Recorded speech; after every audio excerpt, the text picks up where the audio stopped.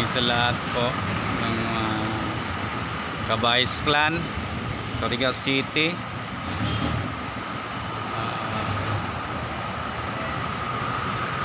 Nakaburol na po si Nanay Leonardo Balaba Cabayes at tinatawagan ko po ng Surigao Clan, Jaime Cabayes.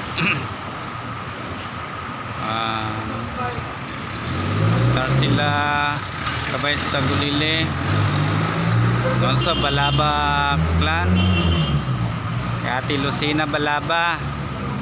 Nakaburol na po si Leonardo Balaba Cabayes dito sa Angel Funeral Homes. 5 days lang stay dito. After that dali na sa bundok, ibuburol na.